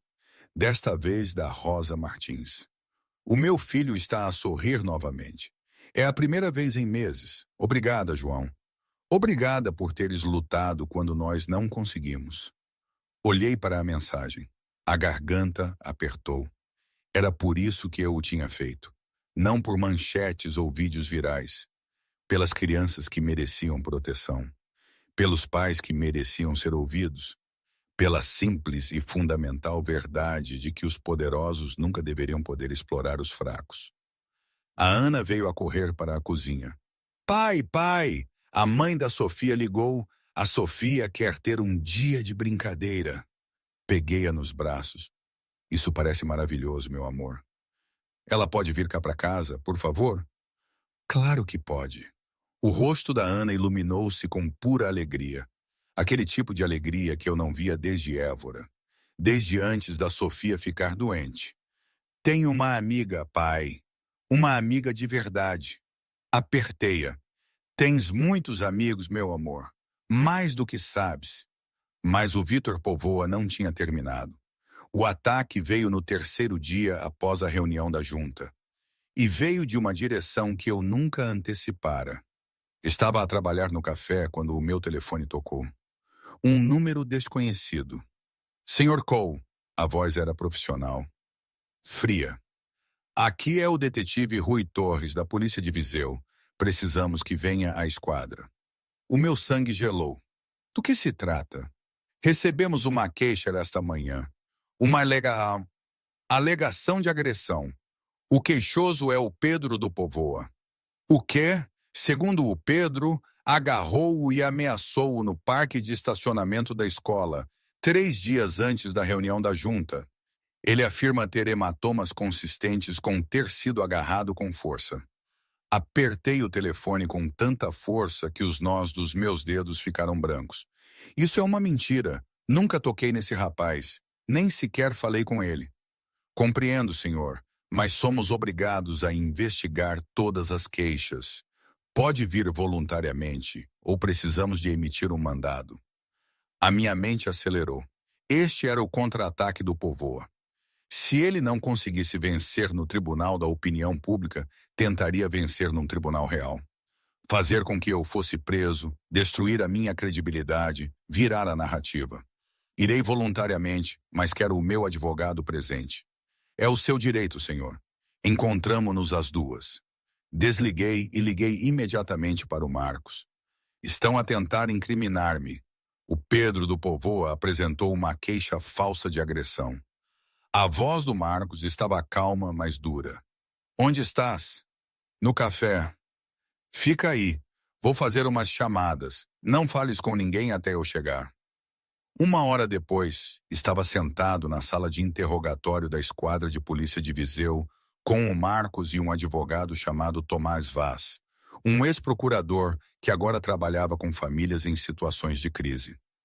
O detetive Torres sentava-se em frente a eles, uma pasta aberta na mesa. Sr. Cole, deixe-me ser claro. Esta é uma entrevista preliminar. Não está detido. Estamos apenas a recolher informações. Compreendo, mas quero que conste em registro que nunca toquei, ameacei ou sequer falei diretamente com o Pedro do Povoa. A primeira vez que o vi foi naquela cantina, quando ele estava em cima da minha filha.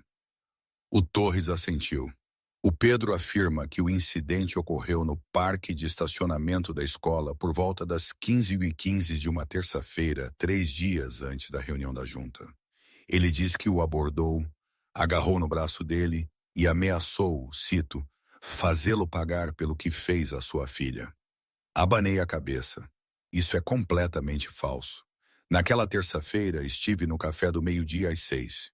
Tenho o meu cartão de ponto, filmagens de segurança e pelo menos uma dúzia de testemunhas que podem verificar a minha localização. O Tomás Vaz inclinou-se. Detetive, o meu cliente tem um álibi à prova de bala. Esta queixa é claramente fabricada como retaliação pelo testemunho do Sr. Cole na reunião da junta escolar. Eu pediria que investigasse o momento e a motivação por trás desta alegação. O Torres observou-me por um longo momento. Sr. Cole, vou ser honesto consigo. Esta queixa cheira mal. O timing é suspeito. Os detalhes são vagos. E, francamente, o Vitor Povoa ligou hoje de manhã ao meu chefe para pedir pessoalmente uma investigação exaustiva. Ele ligou ao seu chefe? Ligou, o que é no mínimo incomum. Senti uma faísca de esperança. Então, não acredita nisto. Não disse isso. Disse que cheira mal, mas tenho de seguir o procedimento. Verificaremos o seu álibi. Entrevistaremos potenciais testemunhas. Se a sua história for consistente, a queixa será arquivada. E se o povo a pressionar o seu departamento para continuar de qualquer maneira? A mandíbula do Torres apertou. Sou polícia há 22 anos, Sr. Cole. Não recebo ordens de civis. Não importa quanto dinheiro eles tenham. Encarei-o. Agradeço isso. Não me agradeça ainda. Apenas certifique-se de que o seu álibi é sólido. E era. Em 24 horas, as filmagens de segurança do café tinham sido revistas. 12 funcionários apresentaram declarações sob juramento. O meu paradeiro foi confirmado para lá de qualquer dúvida. A queixa foi arquivada, mas o dano tinha sido feito. As manchetes já tinham saído. Pai que acusou família Povoa enfrenta alegações de agressão. A narrativa tinha sido enlameada, mesmo que apenas temporariamente. Sentei-me na minha carrinha em frente à esquadra, a olhar para o volante. O Marcos entrou no banco do passageiro. Estás bem? Ele tentou destruir-me. Tentou. Falhou. O que o impede de tentar de novo? Ele tem recursos ilimitados, advogados, equipas de relações públicas, contactos em todo o lado. Eu sou apenas um tipo com uma mota e uma filha de 6 anos. O Marcos ficou em silêncio por um momento, depois falou. João, deixa-me dizer-te uma coisa. Estou neste clube há 30 anos. Já vi lutas que pareciam impossíveis. Já vi irmãos enfrentarem inimigos com mais dinheiro, mais poder, mais tudo. Sabes o que aprendi? O quê? A verdade não precisa de dinheiro. A verdade não precisa de contactos. A verdade só precisa de alguém disposto a dizê-la e a continuar a dizê-la até que as pessoas ouçam. O Povoa passou décadas a construir muros de mentiras. Tu derrubaste esses muros numa noite. Ele está em pânico porque nunca enfrentou alguém como tu. Alguém como eu. Alguém que não pode ser comprado, ameaçado ou assustado. Alguém que não tem nada a perder e tudo para lutar. Esse é o tipo de inimigo mais perigoso, João. E o Povoa sabe disso. Olhei para o meu amigo. Então, o que fazemos agora? Continuamos a lutar, deixamos o processo legal funcionar e garantimos que, quando isto acabar, o Vitor Povoa e todos os que o protegeram enfrentem consequências reais. A investigação estadual expandiu-se rapidamente. Numa semana, os investigadores tinham descoberto provas que iam muito além da escola Opinhal. A influência do Vitor Povoa tinha se espalhado por outras 3 escolas da região. Doações tinham sido feitas, favores tinham sido trocados, queixas tinham sido abafadas. O diretor Daniel Matos foi formalmente despedido. A sua licença de ensino foi revogada, pendente de uma audiência. Ele divulgou um comunicado alegando que era um bode expiatório, mas ninguém estava a ouvi-lo. A dona Patrícia Matos demitiu-se antes de ser demitida. Segundo relatos, mudou-se de Viseu, embora ninguém pudesse confirmar para onde. E então, a maior bomba caiu. 2 semanas após a reunião da junta, o Ministério Público anunciou acusações criminais contra o Vitor Povoa. Intimidação de testemunhas, conspiração para obstrução da justiça, suborno de funcionários públicos. O Povoa foi preso na sua casa às 6 da manhã. As câmaras de notícias captaram-no a ser levado algemado, o rosto uma máscara de descrença. Eu vi as imagens no meu telefone, sentado no quarto da Ana enquanto ela dormia. O homem que tinha aterrorizado famílias durante anos. O homem que tinha pago para proteger a crueldade do filho. O homem que tinha tentado incriminar-me por agressão, algemado. Não parecia vitória, parecia justiça. Justiça lenta, dolorosa e necessária. O meu telefone vibrou. A Patrícia Ribeiro. Estás a ver? Estou a ver. Como é que te sentes? Pensei na pergunta. Como o fim de algo e o início de algo diferente. O Ministério Público quer falar contigo. Estão a construir um caso abrangente. O teu testemunho pode ser crucial. Farei o que for preciso. João, precisas de entender uma coisa. Este caso vai ter atenção nacional. Os advogados do Povoa vão lutar com tudo o que têm. Pode demorar anos a resolver. Estás preparado para isso?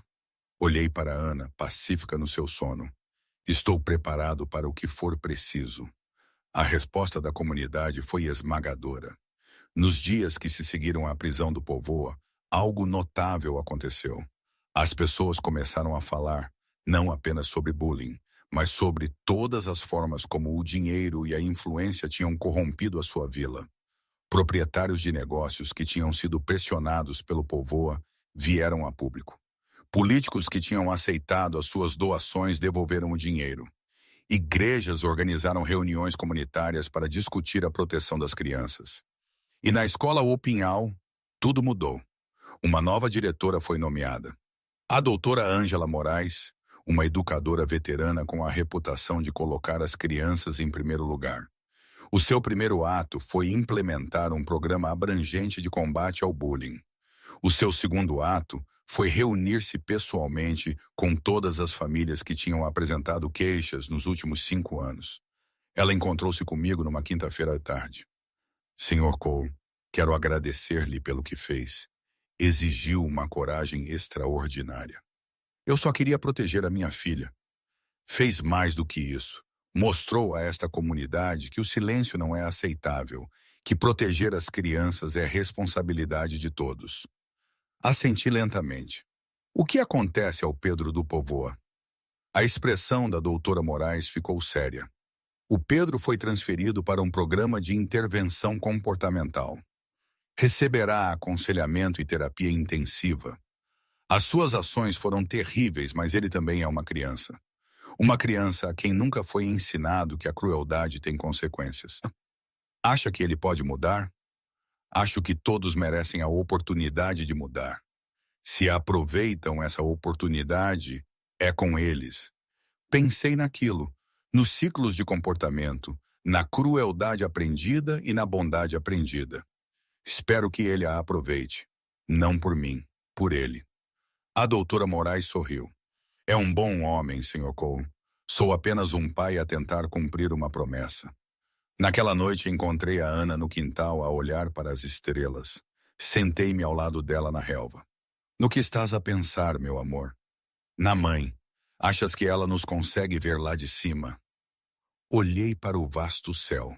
Acho que sim. Achas que ela está orgulhosa? Sei que está. A Ana ficou em silêncio por um momento. Depois disse algo que me parou o coração. Falei com o Pedro do Povoa hoje. Estremeci. O quê? Ele ligou-me. A doutora Moraes disse que ele queria pedir desculpa, então eu falei com ele. Os meus instintos protetores gritaram. O que é que ele disse? Ele disse que tinha pena. Disse que não sabia por que tinha sido tão mal. Disse que o pai dele sempre lhe disse que pessoas como nós não importavam. Mas agora ele sabe que não é verdade. Como é que isso te fez sentir? A Ana pensou um pouco. Triste por ele. O pai dele ensinou-o a ser mau. Não é bem culpa dele, pois não? Senti algo a mudar dentro de mim. A minha filha de 6 anos, que tinha sido atormentada durante meses, estava a encontrar compaixão pelo seu agressor. Não, meu amor, não é inteiramente culpa dele, mas ele ainda fez escolhas, ainda magoou pessoas. Eu sei, mas talvez ele possa fazer escolhas diferentes agora. Talvez ele possa ser melhor. Talvez ele possa. A Ana recostou-se no meu ombro. A mãe tê-lo-ia perdoado. Ela sempre disse que o perdão não é para de outra pessoa, é para nós, para não termos de carregar a mágoa para sempre. Os meus olhos arderam. A tua mãe era muito sábia. Eu sei, quero ser como ela. Já és, meu amor, mais do que sabes. Sentaram-se juntos em silêncio, pai e filha, a observar as estrelas a girar lá em cima. Nas semanas que se seguiram, o processo legal avançou. O Vitor Povoa foi libertado sob fiança, mas enfrentou imediatamente ações cíveis de 15 famílias. Os seus parceiros de negócios distanciaram-se. As suas ligações políticas desapareceram. O império que tinha construído ao longo de décadas começou a desmoronar-se. A Assembleia da República tomou nota. Um deputado por Viseu introduziu um projeto de lei que exigia que as escolas mantivessem canais de denúncia independentes para queixas de bullying, contornando administradores que pudessem ter conflitos de interesse. Chamaram-lhe a Lei da Ana. Quando ouvi, não sabia se havia de rir ou chorar. Pai, puseram o meu nome numa lei? Perguntou a Ana, os olhos arregalados. Puseram, meu amor. Mas eu não fiz nada. Foste tu que fizeste todo o trabalho. Ajoelhei-me à altura dela. Tu fizeste a coisa mais importante de todas. Sobreviveste. Continuaste em frente mesmo quando foi difícil. E disseste a verdade quando mais importava. Mas eu tive medo. Ter medo não significa que não foste corajosa. Significa que foste corajosa na mesma. A Ana processou isto. Depois sorriu. Então sou corajosa como a mãe e corajosa como tu. Mais corajosa do que nós os dois juntos. Fui convidado a testemunhar perante a Assembleia da República. Conduzi até Lisboa com a Ana ao meu lado. O rosto dela colado à janela enquanto passávamos pelo centro do país. Estás nervoso, pai? Um pouco. Está tudo bem. Lembras-te do que a mãe dizia? Ficar nervoso significa que importa. Sorri. Quando é que ficaste tão inteligente? Sempre fui inteligente. Tu é que não reparaste. Ri. Pela primeira vez em muito tempo, ri de verdade. A sala de audiências estava cheia. Deputados, jornalistas, ativistas, famílias que tinham viajado de todo o país. Caminhei até a mesa de testemunhas com a Ana ao meu lado. A presidente da comissão inclinou-se. Senhor Cole, obrigada por estar aqui hoje. O seu testemunho tem sido fundamental para o avanço desta legislação. Limpei a garganta. Obrigado, senhora. Não estou aqui por créditos. Estou aqui porque a minha filha não devia ter comido do chão e nenhuma outra criança devia fazê-lo. Falei durante 20 minutos sobre o bullying, sobre o encobrimento, sobre o sistema que priorizava os doadores em detrimento das crianças, sobre o que foi preciso para derrubar esse sistema. Quando terminei, a sala ficou em silêncio.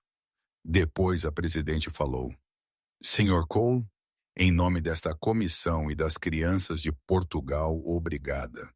A sua coragem fez a diferença. A comissão deu-me uma ovação de pé. A Ana puxou-me a manga. Pai, sim, meu amor. Podemos ir comer um gelado depois disto? Ri de novo. Sim, meu amor. Podemos definitivamente ir comer um gelado. Saímos juntos da sala de audiências, pai e filha, para uma tarde luminosa em Lisboa. Atrás deles, os deputados iniciaram a votação. A lei da Ana foi aprovada por unanimidade. Naquela noite, sentei-me sozinho no alpendre da nossa casa em Viseu. As estrelas brilhavam. O ar estava quente. Em algum lugar na distância, um melro cantava. Peguei no meu telefone e olhei para a fotografia da Sofia. O sorriso dela, os olhos dela, a forma como ela me tinha olhado no dia do nosso casamento. Conseguimos, sussurrei. Mantivemos-la em segurança. Mudamos as coisas. A fotografia não respondeu, mas eu não precisava que o fizesse.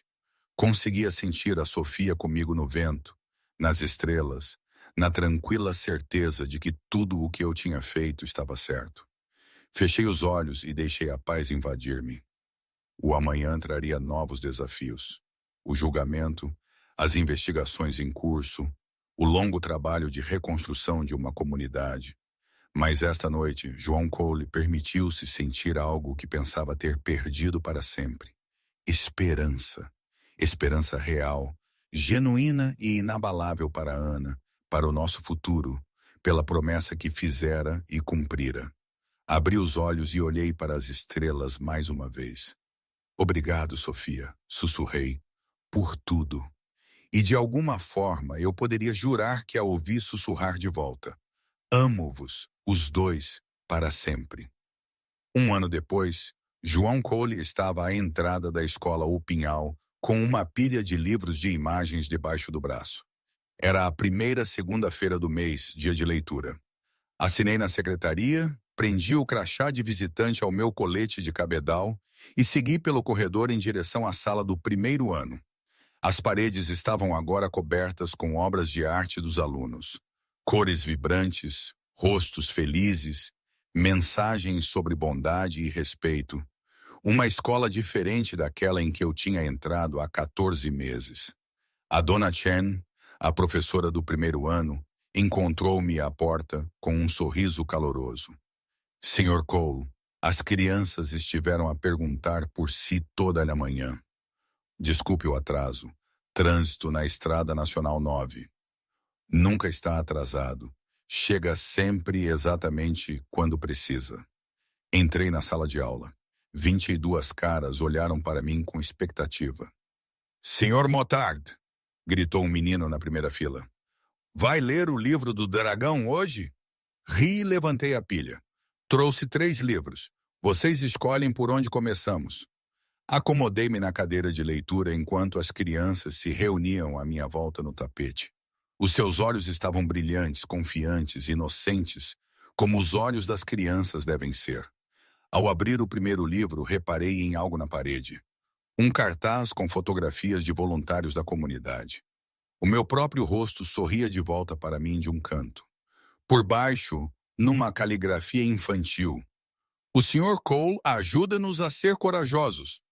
Engoli em seco e comecei a ler. Após a sessão de leitura, a doutora Ângela Moraes encontrou-me no corredor. João, tens um momento? Claro. Fomos para o seu gabinete. Era diferente do gabinete do Daniel.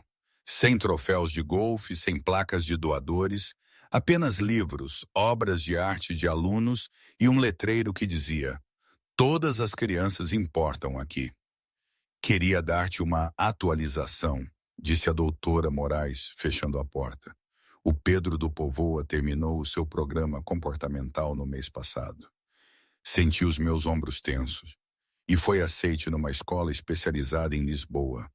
Um novo começo, um novo ambiente, apoio contínuo. Como está ele? A doutora Moraes fez uma pausa. Melhor.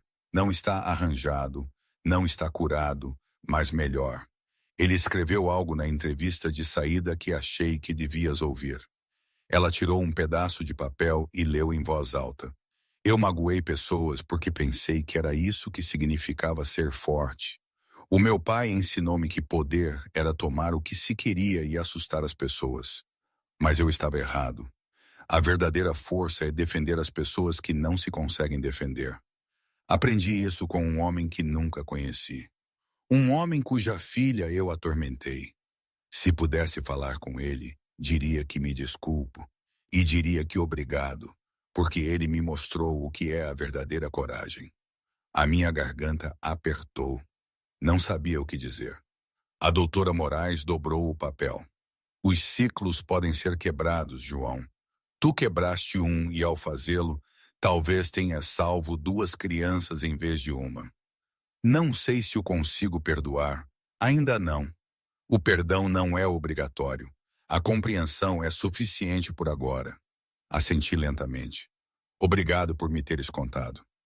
Quando saí da escola e me sentei na carrinha por um longo momento, pensando em ciclos, na dor passada de pai para filho, nas escolhas que quebram esses ciclos ou os perpetuam.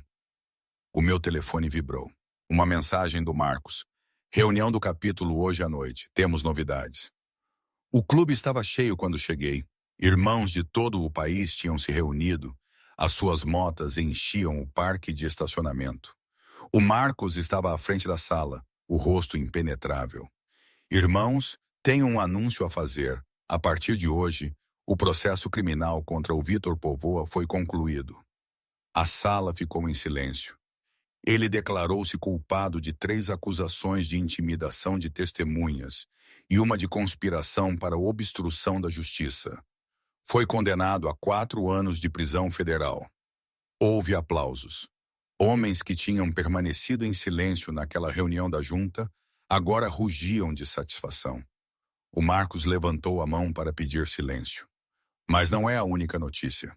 As ações cíveis também foram resolvidas. 15 famílias receberão compensação.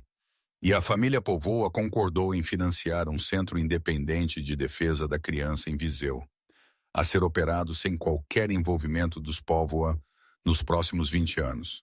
Mais aplausos. Sentei-me no fundo, absorvendo a informação. 4 anos. O Vitor Povoa passaria 4 anos atrás das grades.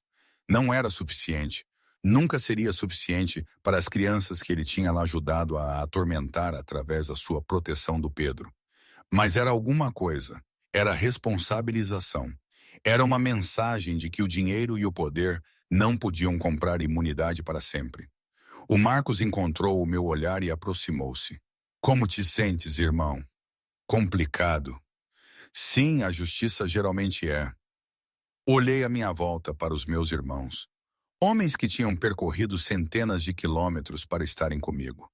Homens que tinham arriscado a sua própria reputação para lutar por uma menina de 6 anos que nunca tinham conhecido.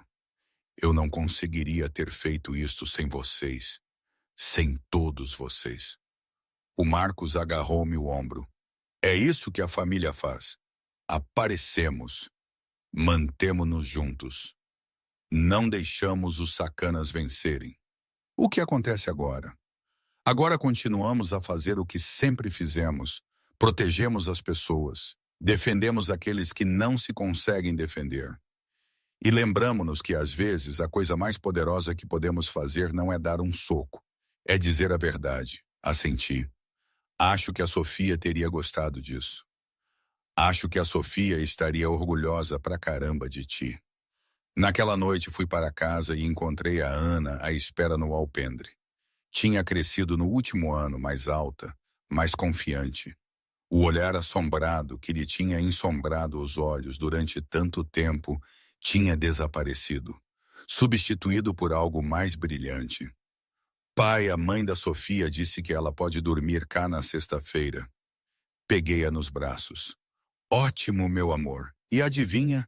Entrei na equipe de futebol. Entraste? Sou a guarda-redes. O treinador Martins disse que sou a melhor a defender porque não tenho medo da bola. Ri. Não tens medo de nada, pois não? A Ana pensou seriamente. Ainda tenho medo de aranhas e daquele barulho esquisito que o frigorífico faz à noite. Justo. Entraram juntos. A casa sentia-se diferente agora, mais quente, mais viva. Finalmente tinha desempacotado todas as caixas de Évora. As fotografias da Sofia estavam penduradas nas paredes. O livro de receitas dela estava no balcão da cozinha. A sua presença estava em todo o lado, não como um fantasma, mas como uma bênção. A Ana correu para o seu quarto para se trocar da roupa da escola e eu fiquei sozinho na cozinha a olhar para a fotografia da Sofia no frigorífico. Conseguimos, sussurrei. Conseguimos mesmo. Na manhã seguinte, um visitante inesperado. Eu estava a fazer o pequeno almoço quando a campainha tocou. Abri e encontrei a Rosa Martins à porta, as lágrimas escorriam-lhe pelo rosto. Rosa, o que se passa? Ela abraçou-me. Retiraram as acusações. O registro do Miguel está completamente limpo. A escola admitiu que falsificou relatórios disciplinares para desacreditar a nossa queixa. Abracei-a de volta. Isso é uma notícia maravilhosa. É por causa de ti. Tudo o que mudou é porque não cedeste. É por causa de todos nós. Todas as famílias que falaram, todos os professores que testemunharam, todas as pessoas que se recusaram a ficar em silêncio. A Rosa recuou e limpou os olhos. O Miguel pediu-me para te dar uma coisa. Ela entregou-me um pedaço de papel, um desenho infantil, duas figuras de palitos, uma grande e uma pequena, de mãos dadas por baixo, em letras cuidadosas. Obrigado por seres corajoso. Os meus olhos arderam. Diz-lhe que ele é o corajoso. Direi. E João, obrigada do fundo do meu coração. Depois que a Rosa saiu, sentei-me à mesa da cozinha a olhar para o desenho. A Ana entrou, ainda de pijama. Quem era? A mãe do Miguel. Lembrei-te do Miguel? O rapaz que era alvo de bullying antes de mim? É ele. Ele fez-me um desenho. A Ana olhou para ele e sorriu. É bonito. Ele não é muito bom a desenhar, porém. Ri. A arte não é o ponto, meu amor. Eu sei. O ponto é que ele está feliz agora. Exatamente. A Ana subiu para a cadeira ao meu lado. Pai. Sim?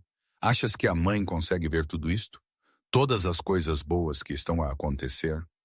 Pensei na pergunta, na fé e na perda, e nas formas misteriosas como o amor persiste além da morte. Acho que sim, meu amor. Acho que ela está a olhar por nós todos os dias. Bom, porque quero que ela saiba que estou bem agora. Quero que ela saiba que não precisa de se preocupar mais. Puxei a minha filha para os meus braços e abracei-a com força. Ela sabe, meu amor, ela sabe. 2 meses depois, a lei da Ana entrou em vigor em todo o país. As escolas foram obrigadas a implementar sistemas de denúncia independentes. Os administradores com conflitos de interesse foram proibidos de lidar com queixas de bullying. Foi instituído um treino obrigatório para todo o pessoal escolar. As mudanças propagaram-se. Outros países começaram a considerar legislação semelhante. Grupos de defesa nacionais citaram o caso de Viseu como um modelo de reforma. E João Colo, o mecânico de motas que tinha entrado numa cantina e encontrado a filha de joelhos, tornou-se um porta-voz improvável da proteção da criança. Foi convidado para falar em conferências. Foi entrevistado pelos meios de comunicação nacionais. Testemunhou perante assembleias regionais em várias regiões. Mas a aparição que mais significou aconteceu num sábado quente de abril. O capítulo de Viseu dos Lusitanos organizou um evento comunitário no seu clube. Uma angariação de fundos para o novo Centro de Defesa da Criança em Viseu. Famílias vieram de todo o concelho. Crianças brincavam enquanto os pais conversavam e riam. Estava ao lado da grelha a virar hambúrgueres, a observar a Ana a correr pela multidão com a Sofia e mais 3 amigas. O Marcos apareceu ao meu lado. Belo ajuntamento. Melhor do que esperava. As pessoas querem fazer parte de algo bom. Só precisam que alguém lhes mostre o caminho. Observei a minha filha rir enquanto perseguia um balão pela relva. Ela está feliz, observou o Marcos. Mesmo feliz. Sim, ela está. Tu fizeste isso, irmão. Deste-lhe isso. Abanei a cabeça. Eu só cumpri uma promessa. Tudo o resto aconteceu porque as pessoas apareceram, porque escolheram fazer a coisa certa. Mas alguém tinha de ir primeiro. Alguém tinha de correr o risco. Foste tu. Não tive resposta para aquilo. Então continuei a virar hambúrgueres. Mais tarde, naquela tarde, a Ana encontrou-me sentado sozinho nos degraus do clube. Sentou-se ao meu lado, o rosto corado de correr, o cabelo despenteado de brincar. Pai. Sim, meu amor. Quero contar-te uma coisa. Estou a ouvir. A Ana respirou fundo. Quando tudo estava mal, quando o Pedro era mau e ninguém ajudava, eu costumava rezar todas as noites. Pedia a Deus para enviar alguém para me salvar. Pedia para parar. O meu coração doeu. Tenho tanto pena que tenhas passado por isso sozinha. Mas é isso, pai. Eu não estava sozinha. Tu vieste, tu encontraste-me, tu arranjaste tudo. Eu devia ter descoberto mais cedo, devia ter prestado mais atenção. A Ana abanou a cabeça com firmeza. Não, tu vieste exatamente quando devias. E não me salvaste só a mim, salvaste todas aquelas outras crianças também. Mudaste tudo. Não sabia o que dizer. A minha menina de 6 anos a explicar-me a graça. Eu estava a pensar, continuou a Ana. Talvez seja isso que devemos fazer. Ajudarmos-nos uns aos outros. Defendermos-nos uns aos outros. Sermos corajosos uns pelos outros. Onde aprendeste isso? A Ana sorriu. De ti e da mãe e de todos aqueles homens de mota que vieram à minha escola. Puxei-a para perto. Vais mudar o mundo um dia, Ana Coe. Talvez, mas hoje só quero bolo. Há bolo? Ri através das lágrimas. Sim, meu amor, há bolo. Algumas semanas depois, algo inesperado aconteceu. Recebi uma carta. Não um e-mail, não uma mensagem, uma carta manuscrita entregue em minha casa. Abria com cuidado. A caligrafia era irregular, as palavras claramente trabalhadas. Estimado Sr. Cole, o meu nome é Pedro do Povoa. Sei que não mereço escrever-lhe. Sei que o que fiz a Ana foi errado. Não posso voltar atrás. Gostaria de poder. Todos os dias penso no olhar dela quando derrubei o seu tabuleiro. Todos os dias sinto-me mal com isso. Não estou a escrever para pedir perdão. Não acho que o mereça. Estou a escrever porque a minha terapeuta disse que preciso de assumir a responsabilidade, não só para comigo, mas para com as pessoas que magoei. Fui ensinado que ser poderoso significava assustar as pessoas. Fui ensinado que algumas pessoas importavam menos do que outras. Acreditei nisso porque o meu pai acreditava. Mas eu estava errado. Nós estávamos ambos errados. A Ana importava. Todas aquelas crianças importavam. E o Senhor mostrou a todos a verdade. Estou a tentar ser melhor agora. Não sei se consigo, mas estou a tentar. Lamento, Sr. Cole. Lamento por tudo. Pedro do Povoa. Li a carta 3 vezes. Depois sentei-me à mesa da cozinha e chorei. Não lágrimas de raiva, não lágrimas de tristeza, lágrimas de algo que não conseguia nomear, algo que parecia o fim de uma longa jornada. A Ana encontrou-me ali, a carta espalhada na mesa. Pai, o que se passa? Mostrei-lhe a carta. Ela leu-a lentamente, os lábios a moverem-se com cada palavra. Quando terminou, olhou para mim. Ele tem pena. Sim, ele tem. Acreditas nele? Pensei na pergunta. Acho que sim. Eu também. A Ana ficou em silêncio por um momento. Posso responder-lhe? Queres responder? Quero dizer-lhe uma coisa. Posso? Assenti lentamente. Sim, meu amor. Podes. A Ana pegou num pedaço de papel e num lápis. Escreveu com cuidado, a língua a sobressair de concentração. Quando terminou, mostrou-me a carta. Caro Pedro, obrigado por pedires desculpa. Foi difícil quando foste mal comigo. Chorei muito. Mas o meu pai disse-me que as pessoas podem mudar se quiserem. Espero que mudes. E espero que te tornes bondoso. Talvez um dia possas ajudar alguém da mesma forma que o meu pai me ajudou. Isso seria bom. Ana. As minhas mãos tremiam enquanto segurava na carta. Está bem? Perguntou a Ana e ansiosa. Eu não sabia mais o que dizer.